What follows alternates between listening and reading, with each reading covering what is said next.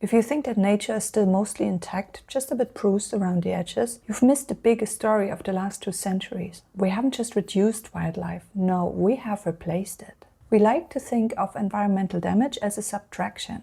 A species goes extinct, a forest is cleared, but the reality is a substitution. We have fundamentally re-engineered the physical weight of life on Earth. And if this sounds a bit dark, well, stick with it. It's gonna get a bit more optimistic at the end of this video. To see this, we have to stop looking at species and look at biomass, the total literal weight of every living thing on Earth. When researchers measured the global ledger of life, they found that we aren't just living through an extinction crisis, we are living through a hostile takeover.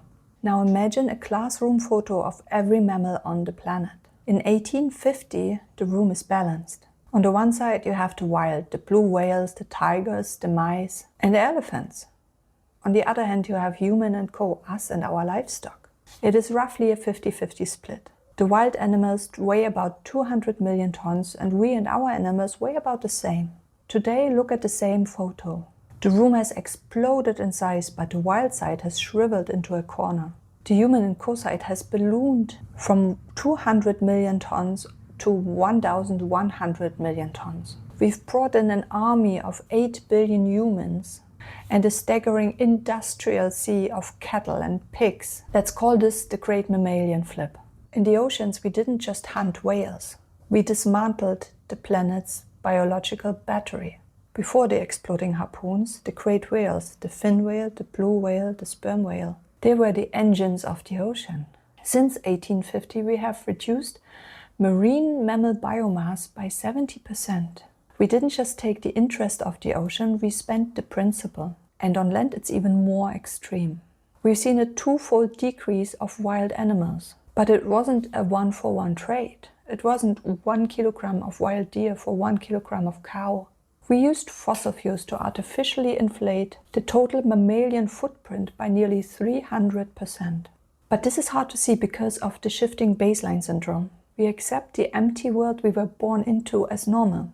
And to break that spell, you need to run every natural landscape through 3 filters. There's the scale filter.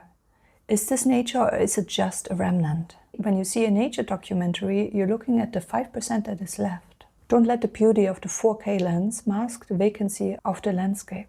Then there's the functional filter. A species is a job description.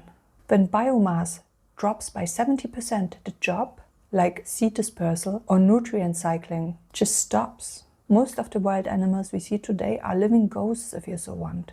They are physically present but ecologically absent. And then there's also the metabolic filter. Where is the energy coming from? If you see a boom in a certain animal, ask this.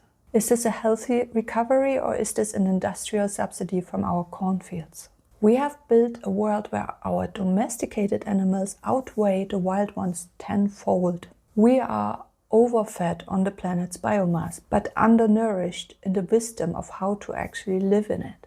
And here's the positive bit. The recovery of the great whales since the 80s shows that the great mammalian flip can be slowed, but it does require us to value biomass over GDP.